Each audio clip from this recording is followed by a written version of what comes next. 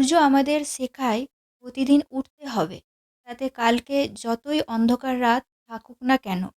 এজন্য যে ব্যক্তি নিজের আলোর ওপর ভরসা রাখে সে বেশিক্ষণ অন্ধকারে থাকতে পারে না। তো নমস্কার, আজকে আলোচনা করব মেষ রাশির জন্য মে মাস কেমন যাবে।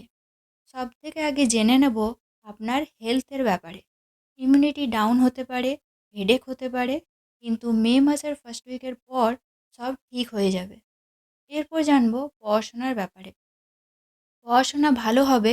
পড়াশোনা রিলেটেড কোনো ডিসিশান নিতে চাইলে নিতে পারেন মিড মে পর্যন্ত। এরপর জানবো আপনার লাভ লাইফের ব্যাপারে।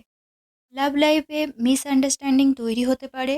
আপনি যার সাথে লাভ রিলেশনে আছেন সে যাই করুক না কেন আপনি তাতে স্যাটিসফ্যাকশন হতে পারবেন না। তার নেচার, তার মুড আপনি বুঝতে পারবেন না। কিন্তু তবুও একে অপরের সাথে অ্যাটাচমেন্ট থাকবে। এরপর জানবো ম্যারেজ লাইফের ব্যাপারে।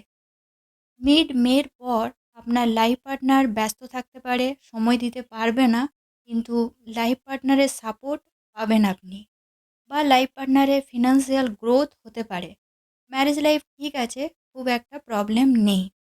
এরপর জানবো আপনার ভাগ্য, কেরিয়ার, বিজনেস। ভাগ্য খুব একটা ভালো নেই। কোনো ইম্পর্টেন্ট কাজ করতে চাইলে সেই কাজটা হবে, কিন্তু সময় লাগবে। কেরিয়ারের ক্ষেত্রে মুড সুইং হতে পারে, কনফিউশন তৈরি হতে পারে, তাই কেরিয়ারের ক্ষেত্রে মনকে স্থির রাখতে হবে। বিজনেসের ক্ষেত্রে ভালো দেখাচ্ছে মিড মে পর্যন্ত। তো নমস্কার, আজকের মতো এই পর্যন্তই।